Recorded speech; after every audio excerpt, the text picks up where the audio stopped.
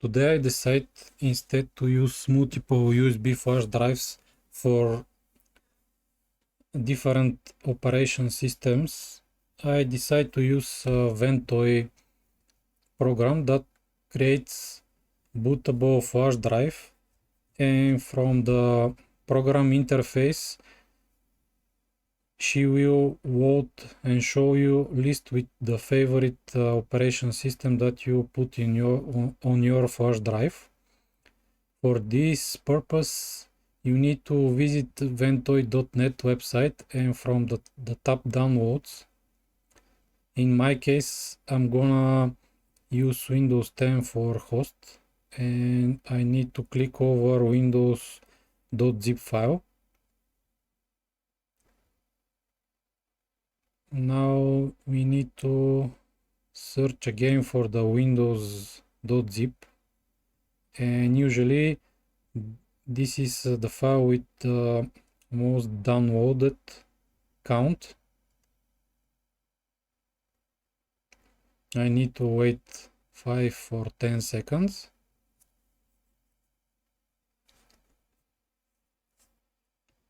And you need to save the file on the hard drive. I already downloaded, so I will skip this step. The next step is to extract this zip file, and if you don't have 7-zip program, you can use built-in feature in the Windows 10. You need to search for extract all command. This will show you this pop-up, and only you need to click over extract. Okay, now we have extracted files in new created folder.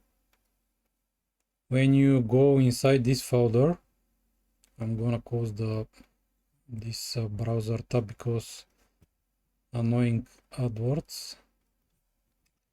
And now we need to start the program from the Ventoy to this exe. This is the interface of the program, and now you need to insert in your computer the flash drive that you need to format, and copy all your favorite distributions. You need to press the green button, and now the program detects the USB flash drive. In my case, the USB flash drive is already with installed Ventoy, but in your case this area will be empty, so you need to press install, and the program asks us to insert yes for confirmation. Okay, another warning that all the information will be lost because the program format the USB flash drive. Second confirmation, and now the program install the Ventoy program on the flash drive.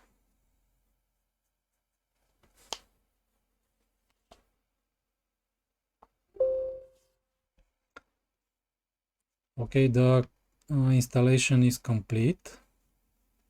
Now I'm gonna close the program, and when I open the Windows Explorer, you're gonna see your flash drive is with the name Ventoy. And now inside the flash drive, you don't need to create separate directories for all the ISO files, and I'm gonna copy some of the operation systems. For example, Debian,